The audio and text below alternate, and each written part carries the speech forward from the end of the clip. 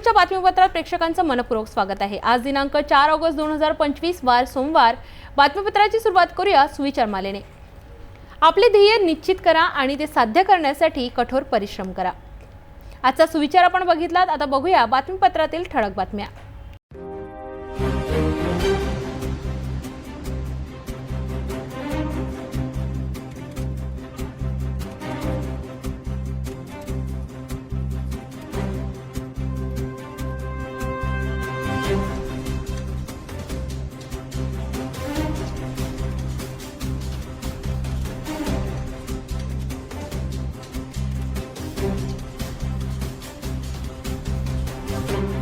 आपण ठळक बातम्या बघितल्या। आता घेऊया छोटासा ब्रेक। तपोवन पासून फक्त 1.5 किलोमीटर अंतरावर राधानगरी लेआउट लेक व्ह्यू प्लॉट सह मोजकेच प्लॉट शिल्लक। त्वरित संपर्क करा 9930706667 किंवा 7620433325 या क्रमांकावर। सुरुवातीला एक नजर टाकूया शहरातील गुन्हेगारी जगतातील घडामोडींवर।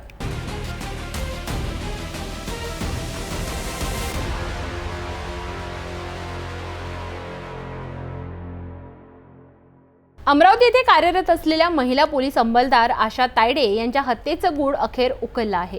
या प्रकरणात पोलिसांनी केलेल्या तपासात अत्यंत धक्कादायक माहिती समोर आली आहे।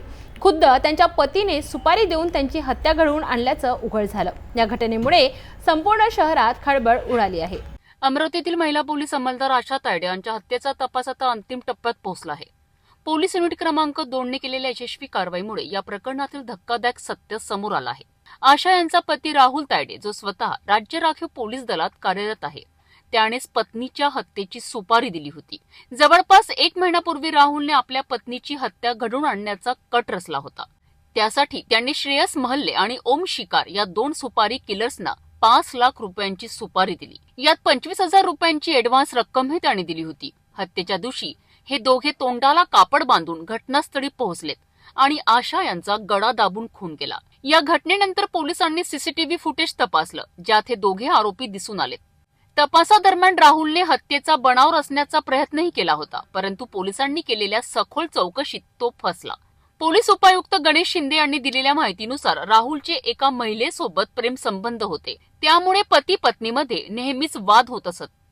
यापूर्वी आशा यांनी पतीविरुद्ध पोलिसात तक्रारही दाखल केली होती। या प्रकरणात आणखी 2 आरोपींचा सहभाग असण्याची शक्यता पोलिसांनी व्यक्त केली असून सध्या तिघांना अटक करण्यात आली आहे। या प्रकरणी श्रेयस महल्ले वय वर्ष 25 आणि ओम शेकार वय वर्ष 18 अशा 2 आरोपितांना यांना 5 लाख रुपये या मुख्य आरोपी जो आहे राहुल तायडे यांनी कबूल केलेले होते आणि त्यापैकी काही रकमा त्यांनी वेळोवेळी त्यांना दिलेल्या सुद्धा होत्या। या बाबत या 2 आरोपितांना उर्वरित 2 आरोपितांना आज युनिट 2 चे अधिकारी आणि फ्रेझरपुरा पोलीस ठाण्याची टीम यांनी ताब्यात घेतलेला आहे आणि पुढील तपास सुरू आहे। परंतु या मुख्य आरोपींनी यांना पैशाकरता त्यांच्याकरता ओळख वाढवून त्यांना वेळोवेळी थोडेफार पैसे देऊन आणि मग त्यांना हा गुन्हा करण्यासाठी संगनमताने त्यांच्याकडून ही कारवाई करून घेतलेली आहे आणि त्या दोघांनी घरात घुसून आरोपीचा मर्डर केलेला आहे। या प्रकरणी तपास अजून सुरू आहे। याच्यामध्ये आणखीन काही 1-2 आरोपींचा समावेश असू शकतो। जसं जसं तपास पुढे जाईल तसं जसं ते 2 आरोपी निष्पन्न होतील। अमरावतीच्या या घटनेने पोलीस दलात आणि समाजातही मोठी चिंता निर्माण केली आहे। ज्या व्यक्तीवर विश्वास ठेवून आयुष्य काढायचं होतं त्याच पतीने सुपारी देऊन खून केल्याची ही घटना अत्यंत दुर्दैवी आहे। पोलीस या प्रकरणाचा अधिक तपास करीत असून पुढील घडामोडींवर लक्ष ठेवून आहे।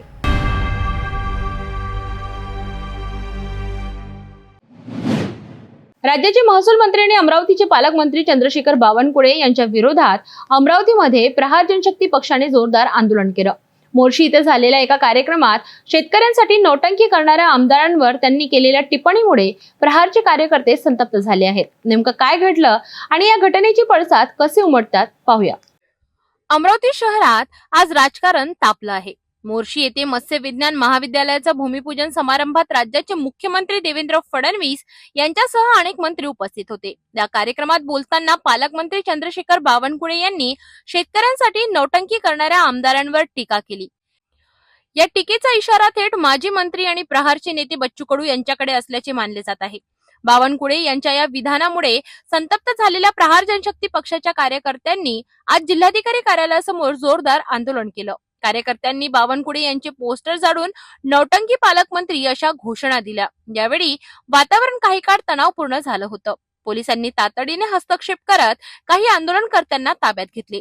गुरुकुंज येथे बच्चू कडू यांनी 7 दिवसांचे अन्नत्याग उपोषण केले होते। याच मुद्द्यावरून बावनकुळे यांनी टीका केल्याचा प्रहार पदाधिकाऱ्यांचा आरोप आहे। या आंदोलनामुळे अमरावती शहरातील राजकीय वर्तुळात मोठी खळबळ उडाली आहे।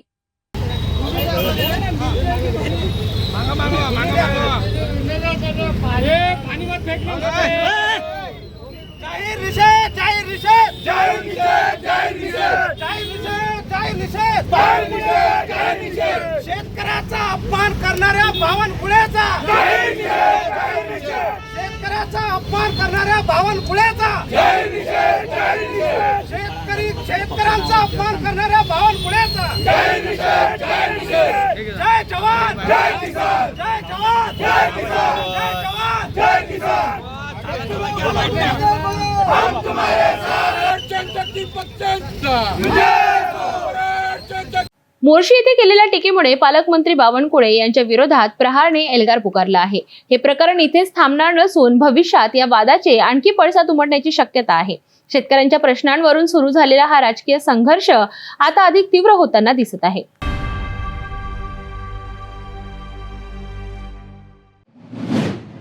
अमरावती शहरातील वाहतुकीची समस्या दिवसेंदिवस गंभीर होत चालली आहे। शहरात खासगी ट्रॅव्हल्सचा विनापरवाना आणि बेकायदेशीरपणे सुळसुळाट सुरू असल्याचं समोर आलं आहे।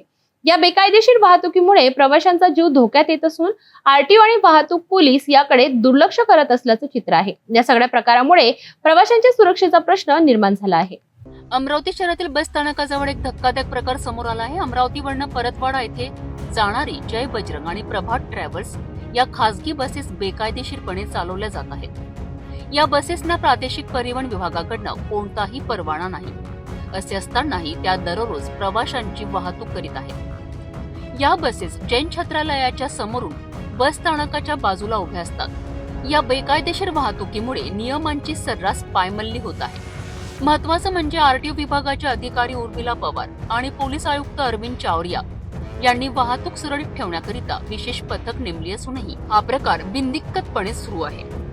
एखाद्या प्रवाशाला दुखापत झाल्यास किंवा दुर्दैवाने मृत्यू झाल्यास अशा विनापरवाना बसेसच्या प्रवाशांना कोणतीही भरपाई मिळणार नाही।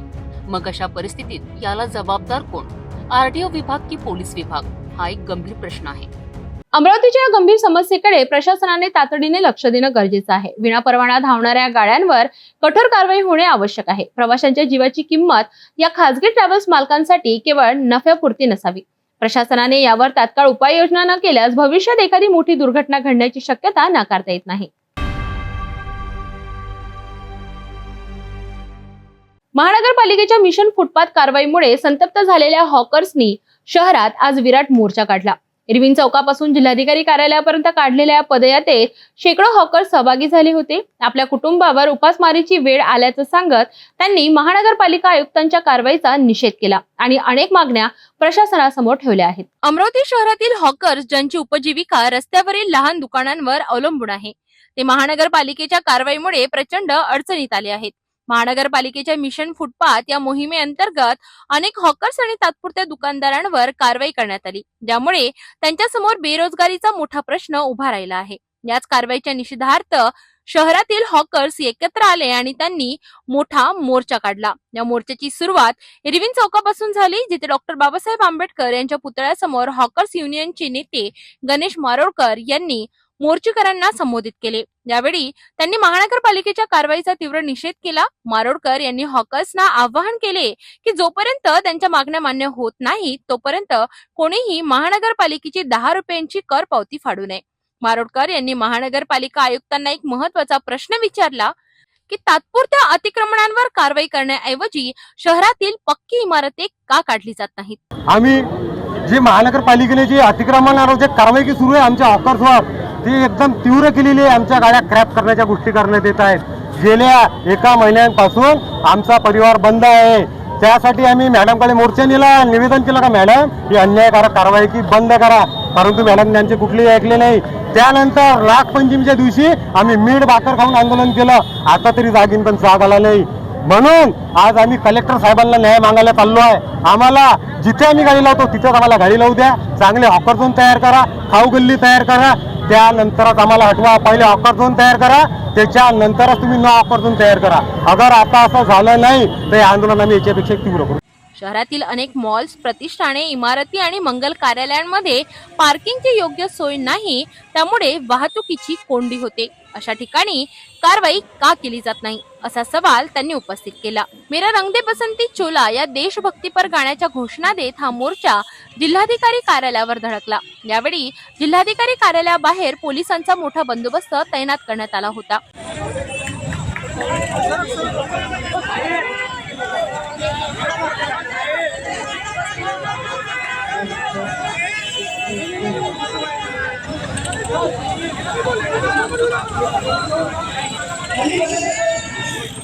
मोर्चानंतर हॉकर्स युनियनच्या एका शिष्टमंडळाने जिल्हाधिकाऱ्यांना निवेदन सादर केले.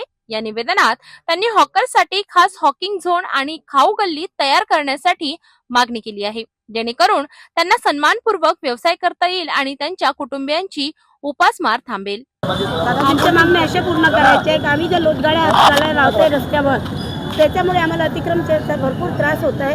हा त्रासामुळे बरेच लोकांना घरी राहावं लागून राहिले आणि गाड्यावर इतकं काही वजन नसते की 2 क्विंटल 1 क्विंटल लेडीजला घेऊन बाहेर लागते. त्यामुळे मॅडमला एवढीच काळजी करावी की आम्हाला एक तर छानपैकी जागा द्यावी किंवा आमच्यावर सध्या अतिक्रमण थांबून द्यावी. आमच्या गाड्या 15 दिवस झाले बंद आहे. आम्ही घरात काय खाणार आहे, काय पिणार आहे, ती कोणालाच काळजी नाही आहे.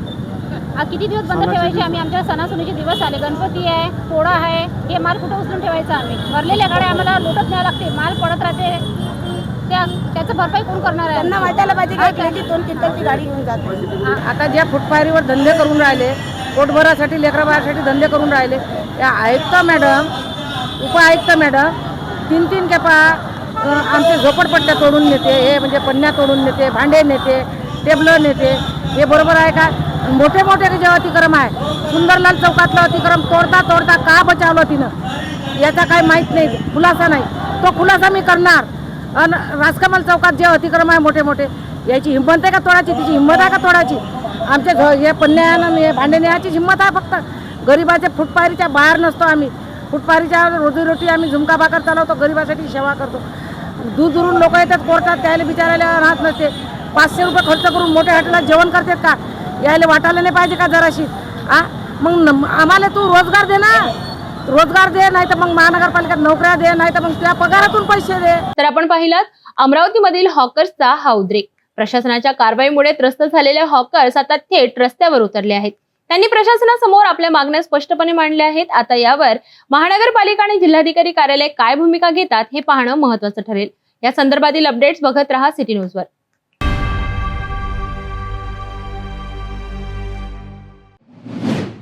बडनेरा येथील आठवडी बाजार येथे भारतीय बौद्ध महासभा शाखेने साहित्य सम्राट अण्णाभाऊ साठे यांच्या जयंतीनिमित्त एका विशेष अभिवादन कार्यक्रमाचे आयोजित केले होते.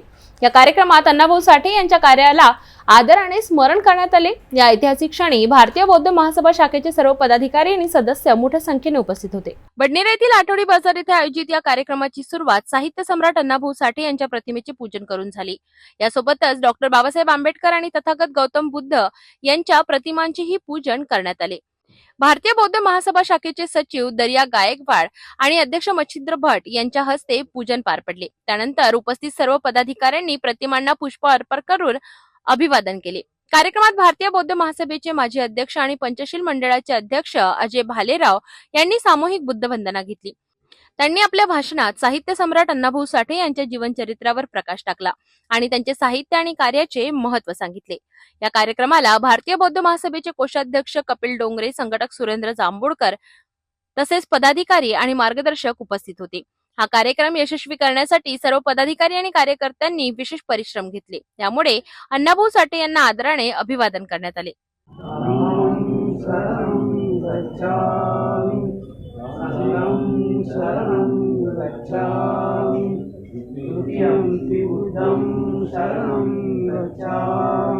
तर ही बडनेरा येथील भारतीय बौद्ध महासभा शाखेचे आयोजित केलेल्या अण्णाभाऊ साठे यांच्या जयंती कार्यक्रमाची माहिती.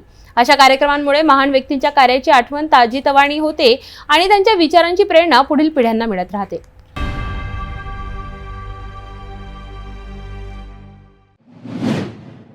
अमरावती महानगरपालिकेने नागरिकांच्या सोयीसाठी आणि त्यांना कर भरण्यात प्रोत्साहन देण्यासाठी एक स्तुत्य उपक्रम राबविला होता.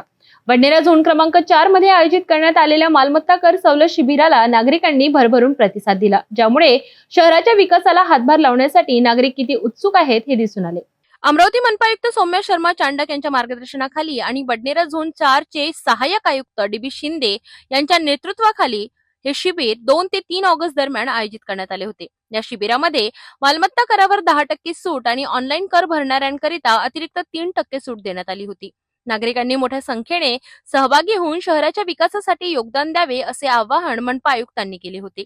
या आवाहनाला प्रतिसाद देत बडनेरा दक्षिण झोन क्रमांक 4 मध्ये नागरिकांनी मोठ्या संख्येने शिबिरात सहभाग नोंदविला. शिबिराच्या यशस्वीतेसाठी एकूण 10 ठिकाणी व्यवस्था करण्यात आली होती, ज्यात नवातीनगर, साईनगर, अकोली गाव, निंभोरा झोपडपट्टी, मिलचाड आणि छत्रपती शिवाजी महाराज चौक यासारख्या परिसरांचा समावेश होता. सकाळी 8 ते सायंकाळी 5 या वेळेत हे शिबिर चालले. संजय निकम यांच्या देखरेखीखाली 13 कर्मचाऱ्यांच्या टीमने शिबिराचे यशस्वी आयोजन केले. नागरिकांच्या आर्थिक फायद्यासाठी राबविलेल्या या मोहिमेला मिळालेला प्रतिसाद पाहता अशा उपक्रमांची शहराला किती गरज आहे हे स्पष्ट होते. या शिबिरामुळे कर भरणा वाढला असून याचा फायदा शहराच्या विकासासाठी होईल. तरी होती अमरावती महानगरपालिकेच्या कर सवलत शिबिराची माहिती. अशा उपक्रमांमुळे मनपा आणि नागरिक यांच्यातील संवाद वाढतो आणि दोन्ही बाजूंनी शहराच्या विकासासाठी सकारात्मक वातावरण निर्माण होते. आम्ही आशा करतो की अमरावती महानगरपालिका भविष्यातही असेच नागरिक केंद्रीय उपक्रम राबवत राहील.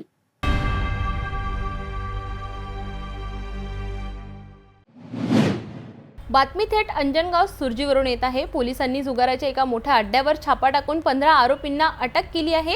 या कारवाईत पोलिसांनी जवळपास 3,31,000 रुपयांचा मुद्देमाल जप्त केला आहे. अमरावती ग्रामीण पोलिसांच्या विशेष पथकाने अंजनगाव सुर्जी येथे जुगाराच्या एका मोठ्या अड्ड्याचा पर्दाफाश केला आहे.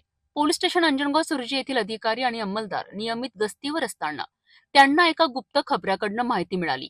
शिरसगाव रस्त्यावर प्रेम रॉय यांच्या शेतात काही लोक मोठ्या प्रमाणावर जुगार खेळत असल्याची माहिती पोलिसांना मिळाली आहे. या माहितीच्या आधारे पोलिसांनी पंचांना सोबत घेऊन तात्काळ घटनास्थळी धाड टाकली. पोलिसांनी पाहिलं की जवळपास 10 ते 15 लोक जमिनीवर गोलाकार बसून एक्का बादशाह नावाचा जुगार खेळत होते. पोलिसांनी त्यांना रंगेहात पकडलं आणि 15 जणांना जागेवरच अटक केली. या आरोपींमध्ये प्रवीण भरत तायडे, संतोष चंपतराव इंगडे, शिवा उर्फ आकाश सहदेराव राऊत, रवींद्र काशीनाथ इंगडे, रोहित अनिल, ऋषिकेश राजेंद्र नांदुरकर, प्रदीप किसनराव विजयकर, राजू प्रल्हाद कोटेकर, शेख जाकीर शेख इब्राहिम, मनोज अशोक गौर, दीपक जगदीश कनोजिया, शरीफ खां शफी खां, विवेक उर्फ विक्की श्रीकृष्ण मोरे, प्रमोद सेवकराम इंगडे आणि राहुल प्रकाश इंगडे यांचा समावेश आहे. या कारवाईत पोलिसांनी आरोपींकडनं 21,100 रुपये रोख रक्कम, 52 पत्त्यांची जुगाराची गंज किंमत 100 रुपये आणि 5 मोटरसायकली किंमत 2,10,000 रुपये असा एकूण 3,31,000 रुपयांचा मुद्देमाल जप्त केला आहे. ही सर्व कारवाई अमरावती ग्रामीणचे पोलीस अधीक्षक विशाल आनंद आणि अप्पर पोलीस अधीक्षक पंकज कुमावत यांच्या मार्गदर्शनाखाली पार पडली. उपविभागीय पोलीस अधिकारी शुभम कुमार यांच्या नेतृत्वाखालील पोलीस निरीक्षक सूरज तेलगोटे, पोलीस कर्मचारी रवी राठोड, आकाश रंगारी, अमित घाटे, शुभम मार्कंड, प्रमोद चव्हाण, युवराज सोळंके, मोहसिन पठाण, चालक अक्षय शेडके आणि विलास रावते यांच्या पथकाने ही यशस्वी कारवाई केली आहे. या कारवाईमुळे जुगार खेळणाऱ्यांवर एक कडक संदेश मिळाला आहे की अमरावती ग्रामीण पोलीस अधीक्षक विशाल आनंद यांनी जुगारासारख्या अवैध धंद्यांवर कठोर कारवाई करण्याचे संकेत दिले आहेत.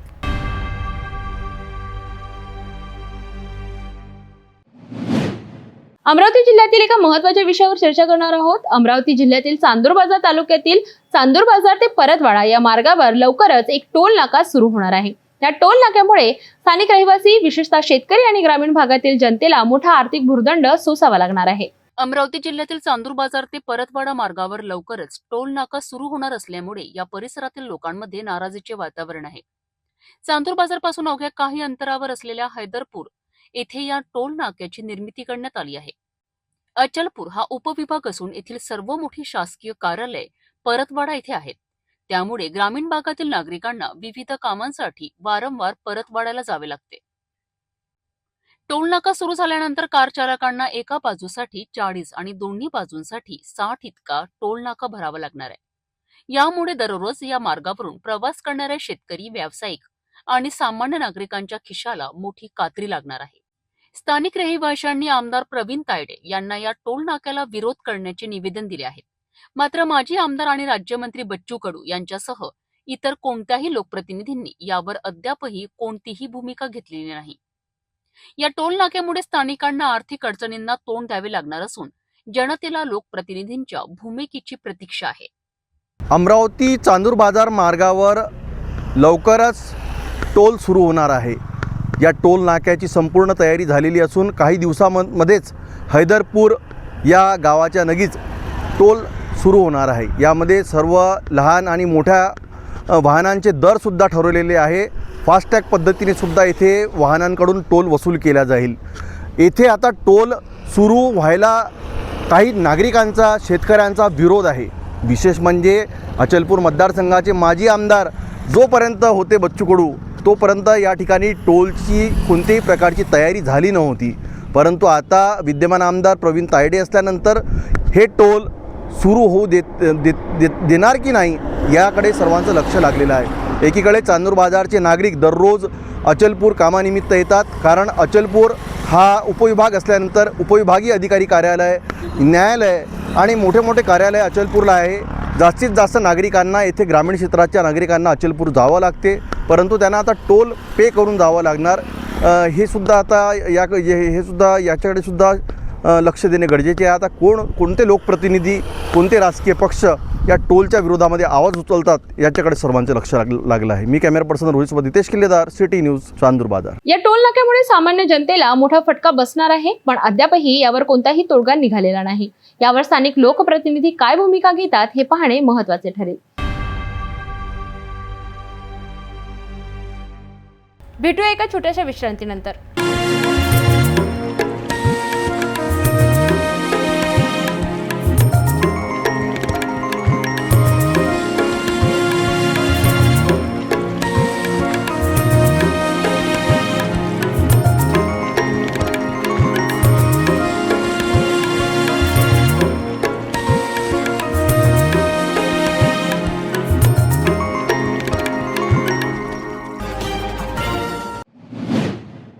दारूच्या नशेत एका तरुणाने नागपूर जिल्ह्याला हादरून सोडले. रामटेक तालुक्यातील नगरधन येथे भारतीय सैन्य दलात कार्यरत असलेल्या एका तरुणाने मद्यधुंद अवस्थेत आपल्या कारने 25 ते 30 लोकांना धडक दिली. या धडकेमुळे संतप्त झालेल्या गावकऱ्यांनी त्याला चांगला चोप दिला. ही धक्कादायक घटना नेमकी कशी घडली पाहूया सविस्तर. नागपूर जिल्ह्यातील रामटेक तालुक्यात 3 ऑगस्ट रोजी सकाळी 8:15च्या सुमारास एक भयानक घटना घडली. भारतीय सैन्य दलात आसाम येथे कार्यरत असलेल्या हर्षपाल महादेव वाघमारे वय वर्ष 40 हा तरुण सुट्टीवर आपल्या गावी हमालपुरी येथे आला होता. दारूचे व्यसन असलेल्या हर्षपालने त्या दिवशी मद्यपान केले आणि आपल्या MH40 CA 6377 या आयटेक कारने तो नगरधन मधून हमालपुरीकडे जात होता. दारूच्या नशेत गाडीवरील नियंत्रण सुटल्यामुळे त्याने नगरधन गावातील साई मंदिर दुर्गा चौक मार्गे जाताना सुमारे 35 ते 30 लोकांना धडक दिली. सुदैवाने या धडकेत कोणतीही जीवितहानी झाली नाही. मात्र या प्रकारामुळे गावकऱ्यांमध्ये प्रचंड संताप पसरला. धडक दिल्यानंतर हर्षपालने घटनास्थळावरून पळून जाण्याचा प्रयत्न केला, परंतु हमालपुरी रोडवरील हनुमान मंदिराच्या परिसरात त्याची कार एका झाडावर आदळली आणि नाल्यात पडली. पाठलाग करणाऱ्या संतप्त नागरिकांनी त्याला पकडले आणि चांगला चोप दिला. घटनेची माहिती मिळताच रामटेक पोलिसांनी घटनास्थळी धाव घेतली. पोलिसांनी मद्यधुंद अवस्थेत असलेल्या हर्षपालला ताब्यात घेतले आणि त्याला उपचारासाठी रामटेकच्या उपजिल्हा रुग्णालयात दाखल केले. या प्रकरणाचा पुढील तपास ठाणेदार रवींद्र मानकर यांच्या मार्गदर्शनाखाली रामटेक पोलीस करीत आहेत. ही घटना पुन्हा एकदा दारू पिऊन वाहन चालवण्याच्या धोक्यांवर प्रकाश टाकते. सुदैवाने या घटनेत कोणतीही मोठी दुर्घटना घडली नाही. मात्र गावकऱ्यांच्या संतापामुळे दारूच्या नशेत वाहन चालवणाऱ्यांवर कठोर कारवाईची मागणी होत आहे. रामटेक पोलीस या प्रकरणाचा सखोल तपास करीत आहेत आणि दोषींवर योग्य ती कारवाई होईल अशी अपेक्षा आहे.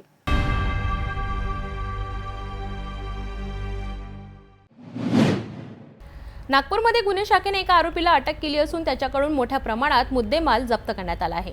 सविस्तर माहिती जाणून घेऊया. क्लोजिंग. नागपूरच्या गुन्हे शाखा युनिट 5 ने एक मोठी कारवाई केली आहे. कपिलनगर पोलीस स्टेशनच्या हद्दीत पोलिसांनी निलेश उर्फ अभि राजू कडवे नावाच्या एका आरोपीला अटक केली आहे. हा आरोपी 3 ऑगस्ट रोजी धम्मज्योती नगर पाटील लेआउट येथे एका घरात अग्निशस्त्र आणि जिवंत काडतुसासह आढळून आला. पोलिसांनी तात्काळ कारवाई करत त्याला ताब्यात घेतले. आरोपींकडनं पोलिसांनी एकूण 3,27,700 रुपयांचा मुद्देमाल जप्त केलाय. या कारवाईमध्ये एक प्राणघातक अग्निशस्त्र, एक जिवंत काडतूस, अनेक मोबाईल फोन रोख रक्कम तसेच एक यमाहा MT-15 आणि 2 ऍक्टिवा मोपेड गाड्यांचा समावेश आहे. विशेष म्हणजे या गाड्या नागपूर आणि अमरावती येथील चोरीच्या गुन्ह्यांशी संबंध आहे.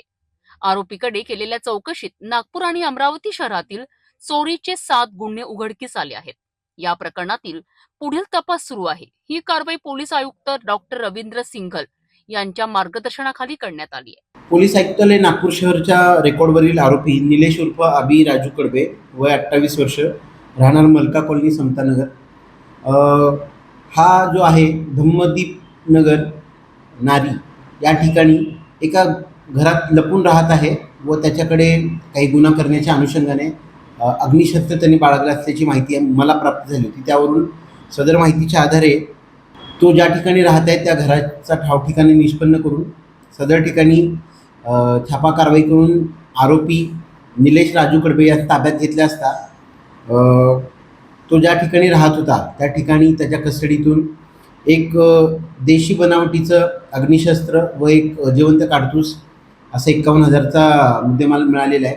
तसेच तो ज्या ठिकाणी राहत होता त्या ठिकाणी 2 ॲक्टिवा गाडी व एक यामा कंपनीची MT गाडी ज्याच्या नंबर प्लेट काढून ठेवलेल्या होत्या त्या मिळाल्या. त्या अनुषंगाने आरोपीबाबत संशय असल्याने सखोल घरझडती घेतली असता त्याच्याकडे इतर अन्य 4 मोबाईल मिळून आले. त्याबाबत आरोपीकडे तपास केला असता त्यातील 2 गाड्या ज्या आहेत त्यांनी कपिलनगर व जरीपटका पोलीस स्टेशन येथून चोरी केल्याचे त्यांनी तपासादरम्यान कबूल केलेले आहे. तसेच यामध्ये जी यामा कंपनीची MT गाडी जी मिळालेली आहे इथून चोरी करून जरीपटका पोलीस स्टेशनच्या हद्दीतून चोरी करून नेलेली गाडी जी आहे तो अमरावती येथे घेऊन गेला व सदर गाडी त्या ठिकाणी ठेवून यामा कंपनीची MT गाडी जी आहे तिची टेस्ट ड्राईव्ह घेण्यासाठी म्हणून ती गाडी तिथून चोरी करून घेऊन आल्याचे त्यांनी कबूल केलेलं आहे. तसेच आरोपीने त्याचे इतर अन्य साथीदारांसोबत मिळून वाठोडा पोलीस स्टेशनच्या हद्दीत मानव हॉटेल या ठिकाणी 2 मोबाईल चोरी केले होते. तसेच लकडगंज पोलीस स्टेशनच्या हद्दीत CA रोडला एक दूध डेअरी फोडून त्या ठिकाणी रोख रक्कम व ॲपल कंपनीचा मोबाईल चोरी केलेला तपासात निष्पन्न झालेला आहे. आरोपीकडून एकूण वेगवेगळे 7 गुन्हे जे आहेत ते डिटेक्ट करण्यात आलेले आहेत. आरोपीच्या ताब्यात जे अग्निशस्त्र व काडतूस मिळालेले आहे त्याबाबत कपिलनगर पोलीस स्टेशन येथे स्वतंत्र गुन्हा नोंद होत आहे व पुढील कारवाई चालू आहे. शहरातल्या गुन्हेगारांमध्ये नक्कीच धडकी भरली आहे. पोलिसांनी दाखवलेल्या तत्परतेमुळे नागरिकांना दिलासा मिळाला आहे.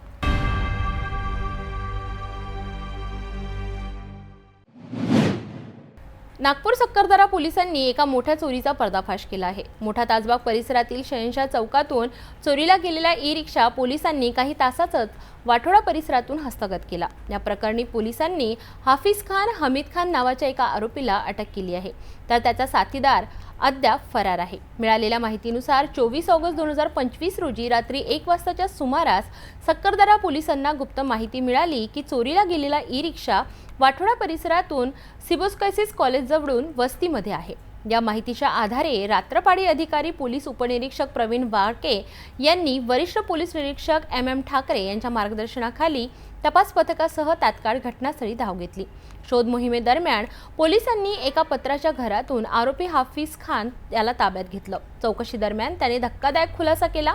त्याने आपल्या साथीदार नानासोबत मिळून हा ई-रिक्षा चोरल्याचे कबूल केले. एवढंच नाही तर इलेक्ट्रिक कटरच्या मदतीने रिक्षाचे तुकडे करून ते घराजवळील एका तुंबलेल्या पाण्याच्या डबक्यात टाकले होते. पोलिसांनी तो मुद्देमाल जप्त करून आरोपीला अटक केली आहे. या प्रकरणात भारतीय न्यायसंहितेच्या कलम 303(2) अंतर्गत गुन्हा दाखल करण्यात आला आहे. फरार आरोपी नानाचा शोध घेत आहेत. या गुन्ह्याचा पुढील तपास पोलीस उपनिरीक्षक अजित कुमार बनकर करीत आहेत. ही यशस्वी कारवाई पोलीस उपायुक्त रश्मिता राव, सहाय्यक पोलीस आयुक्त नरेंद्र हिवरे आणि वरिष्ठ पोलीस निरीक्षक MM ठाकरे यांच्या मार्गदर्शनाखाली करण्यात आली.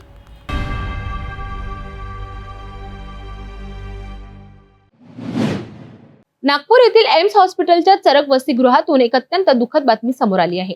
एका विद्यार्थ्याने आपल्या खोलीत गळफास घेऊन आत्महत्या केल्याची ही घटना आहे. या घटनेने वसतिगृहात आणि परिसरात शोककळा पसरली आहे. नागपूर येथील एम्स हॉस्पिटल नजीक असलेल्या चरक हॉस्टेलमध्ये राहणाऱ्या संकेत पंडितराव दाभाडे या विद्यार्थ्याने आत्महत्या केल्याची दुर्दैवी घटना घडली होती. संकेतच्या मित्रांना तो बराच वेळ फोन उचलत नसल्याचे आढळले. त्यानंतर त्यांनी हॉस्टेलमधील कर्मचाऱ्यांना माहिती दिली. कर्मचाऱ्यांनी मास्टर कीच्या साहाय्याने संकेतच्या खोलीचा दरवाजा उघडला असता त्याला बाथरूमच्या दरवाजाला गळफास घेतलेल्या अवस्थेत पाहिले. तातडीने हॉस्टेलचे इन्चार्ज डॉक्टर रामाराज PN यांना आणि त्यानंतर पोलिसांना या घटनेची माहिती देण्यात आली आहे. पोलिसांनी घटनास्थळी पोहोचून पंचनामा केला.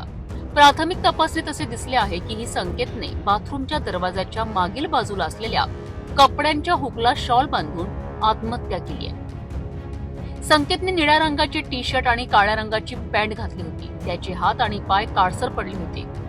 पोलिसांनी घटनास्थळी पंचनामा करून मृतदेह पुढील तपासणीसाठी एम्स हॉस्पिटलमध्ये पाठविला आहे. या घटनेमागील नेमके कारण काय अद्यापही स्पष्ट झालेले नाही. पोलीस या प्रकरणाचा अधिक तपास करीत आहेत. ही अत्यंत वेदनादायक घटना आहे. शिक्षण आणि करिअरच्या दबावामुळे विद्यार्थ्यांमध्ये वाढलेल्या मानसिक तणावाचा हा एक गंभीर परिणाम आहे. या घटनेमुळे पुन्हा एकदा विद्यार्थ्यांच्या मानसिक आरोग्याच्या मुद्द्यावर प्रकाश टाकला आहे. भेटूया एका छोट्याशा विश्रांतीनंतर. शादी और ब्याह की शुरुआत आराधना साड़ी के साथ. Aradhana wholesale shopping mall L2 Bijland complex, Nandgaon Peth, Amravati. Jawahar road, Amravati. अकोल्यामध्ये सण उत्सवाच्या काळात शांतता आणि सुव्यवस्था राखण्यासाठी पोलिसांकडून ऑपरेशन प्रहार मोहीम राबविण्यात आली. सार्वजनिक ठिकाणी मद्यपान करून गोंधळ घालणाऱ्या 98 जणांवर पोलिसांनी एकाच दिवशी कठोर कारवाई केली. जिल्हा पोलीस अधीक्षक अर्चित चांडक यांच्या मार्गदर्शनाखाली 3 ऑगस्ट रोजी विशेष अभियान राबविण्यात आले. सार्वजनिक ठिकाणी मद्यपान करून गोंधळ घालणाऱ्यांवर कठोर कारवाई करण्याचे निर्देश सर्व पोलीस ठाण्यांना देण्यात आले होते. याच निदर्शनानुसार पोलिसांनी शहराच्या वेगवेगळ्या भागात छापे टाकले आणि सार्वजनिक ठिकाणी मद्यपान करताना आढळलेल्या 98 लोकांवर कारवाई केली आहे. या कारवाई दरम्यान महाराष्ट्र दारूबंदी कायद्याच्या कलम 85 अंतर्गत 2 गुन्हेही दाखल करण्यात आले आहेत. पोलीस सूत्रांनी दिलेल्या माहितीनुसार अनेक ठिकाणी नागरिकांच्या तक्रारीनंतर पोलिसांनी तात्काळ घटनास्थळी धाव घेऊन आरोपींना ताब्यात घेतले. या मोहिमेमुळे जिल्ह्यात शांतता आणि कायदा सुव्यवस्था टिकून राहिली. ऑपरेशन प्रहारच्या या कारवाईतून पोलिसांनी सार्वजनिक शिस्तीत कोणत्याही प्रकारची सूट दिली जाणार नाही असा स्पष्ट संदेश दिला आहे. ही होती ऑपरेशन प्रहारची मोठी कारवाई. पोलिसांच्या या मोहिमेवरून हे स्पष्ट होते की सणासुदीच्या या काळात कायदा सुव्यवस्था राखणे हे त्यांचे पहिले प्राधान्य आहे. पोलिसांचे हे पाऊल निश्चितच सर्वसामान्यांमध्ये सुरक्षिततेची भावना वाढवेल.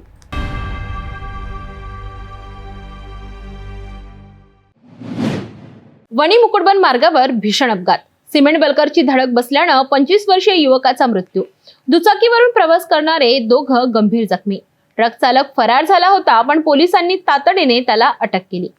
वणीहून मुकुटबनकडे जाणाऱ्या दुचाकीला चेंडकापूर जवळ एक सिमेंट बल्करने जोरदार धडक दिली. या अपघातात प्रफुल्ल संजय गागरे वय वर्ष 25 या युवकाचा जागीच मृत्यू झाला. तर त्याच्या दुचाकीवर मागे बसलेले सुजल भोयर आणि आचल भोयर हे दोघं गंभीर जखमी झाले आहेत. या भीषण अपघातानंतर ट्रक चालक घटनास्थळावरून फरार झाला होता. मात्र शिरपूर पोलिसांनी तातडीने तपासाची चक्री फिरवत ट्रक चालकाला अटक केली आहे. जखमींवर सध्या खासगी रुग्णालयात उपचार सुरू आहेत. डॉक्टरांच्या देखरेखीखाली त्यांच्यावर उपचार सुरू असून त्याची प्रकृती चिंताजनक असल्याची माहिती आहे. या मार्गावर मोठ्या प्रमाणावर अवजड वाहनांची वर्दळ असून या रस्त्यावरील अपघातांची मालिका सुरूच असल्याचं नागरिकांचं म्हणणं आहे. त्यामुळे प्रशासनाने वाहतुकी संदर्भात योग्य ती खबरदारी घेण्याची मागणी आता जोर धरत आहे. तर हा होता वणी मुकुटबन मार्गावरील एक भीषण अपघात. प्रफुल्ल गागरे आणि या युवकाच्या जाण्याने संपूर्ण परिसरात हळहळ व्यक्त होत आहे. जखमींची प्रकृती सुधारण्यात व्हावी अशी अपेक्षा व्यक्त केली जात आहे.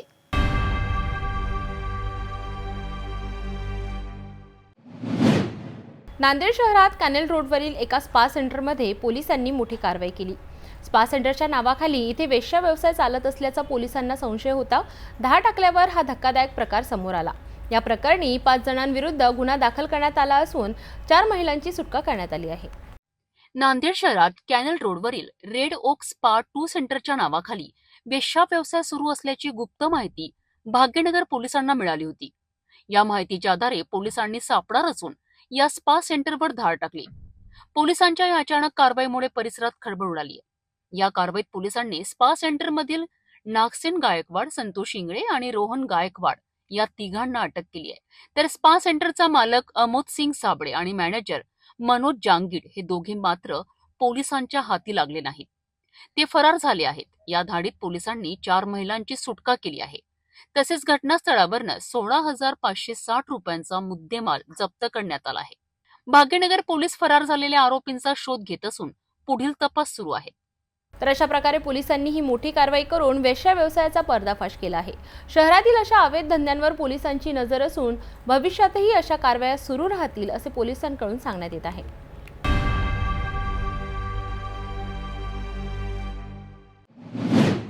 संभाजीनगर शहरामध्ये पुन्हा एकदा कायद्याचा धाक उडाल्याचे भयावह चित्र समोर आलं आहे.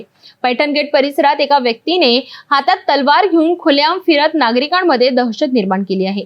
कायदा सुव्यवस्थेवर प्रश्नचिन्ह निर्माण करणारी ही घटना नेमकी आहे तरी काय जाणून घेऊया. छत्रपती संभाजीनगर म्हटलं की सतत पेटलेलं शहर आणि अशातच पैठण गेट परिसरात एक व्यक्ती खुलेआम हातात तलवार घेऊन फिरताना आढळून आला आहे. या घटनेचा व्हिडिओ सध्या सोशल मीडियावर व्हायरल होत आहे आणि त्यामध्ये स्पष्टपणे दिसते की ही व्यक्ती कोणतीही भीती न बाळगता शांतपणे तलवार फिरवत आहे. या प्रकारामुळे स्थानिक नागरिकांमध्ये भीतीचं वातावरण निर्माण झालं असून पोलीस प्रशासनावर पुन्हा एकदा प्रश्नचिन्ह निर्माण झालं आहे. हा प्रकार नेमका कशासाठी करण्यात आला, कुठल्या गँगचा भाग आहे का की कुठल्या तरी वैयक्तिक वादातून तलवार घेऊन रस्त्यावर उतरला आहे. पैठण गेट हे शहरातील एक प्रमुख व्यापारी ठिकाण असून येथे नेहमीच मोठ्या प्रमाणावर नागरिकांची वर्दळ असते. अशा ठिकाणी तलवार घेऊन फिरणं हे फक्त कायदाच नाही तर समाजाच्या सुरक्षिततेलाही आव्हान आहे. घटनेची माहिती मिळताच पोलीस घटनास्थळी पोहोचले आणि व्यक्तीचा शोध घेणे सुरू आहे. मात्र प्रश्न उपस्थित राहतो की जर एखादी व्यक्ती दिवसाढवळ्या तलवार घेऊन रस्त्यावर फिरू शकते तर मग शहरात पोलीस यंत्रणेचा धाक उरला आहे का? या घटनेमुळे प्रशासनाच्या कार्यक्षमतेवर प्रश्नचिन्ह निर्माण झाले आहे. छत्रपती संभाजीनगरच्या पैठण गेटवर घडलेली ही घटना केवळ शहराचा कायदा सुव्यवस्थेची नाजूक स्थिती दाखवत नाही तर प्रशासनाला जागा करण्यासाठी गरजही अधोरेखित करते आहे. आरोपी लवकरात लवकर पोलिसांच्या ताब्यात यावा आणि नागरिकांना सुरक्षिततेची हमी मिळावी अशी अपेक्षा आता संभाजीनगरकर व्यक्त करीत आहेत.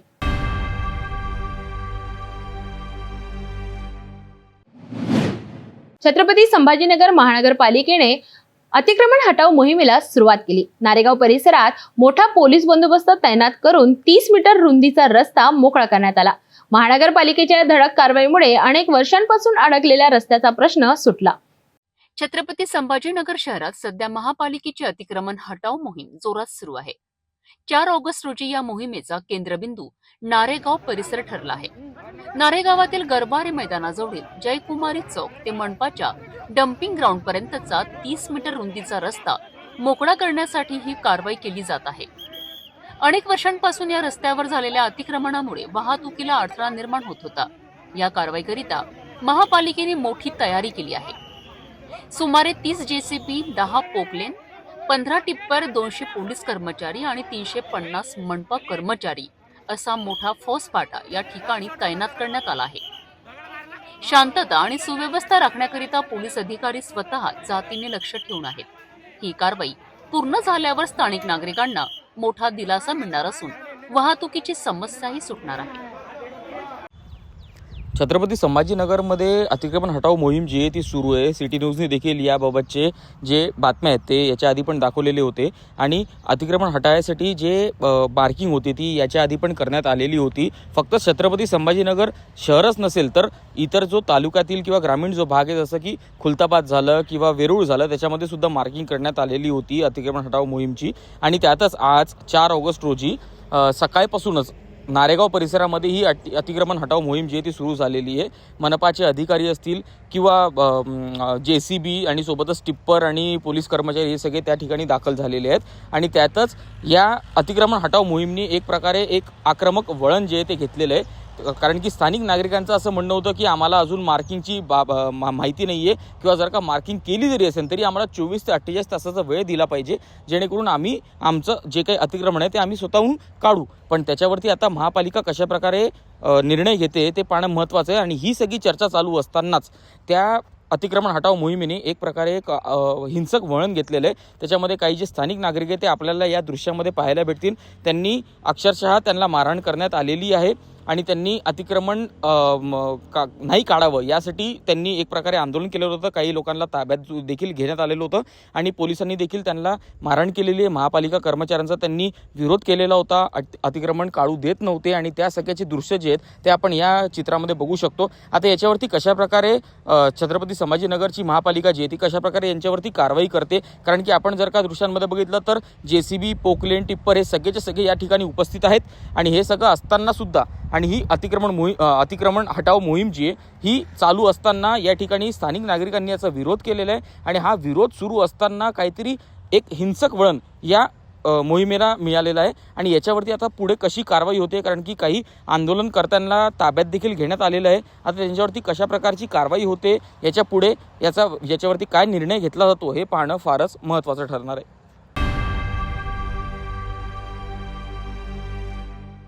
जाता जाता पुन्हा एकदा आजच्या ठळक बातम्या.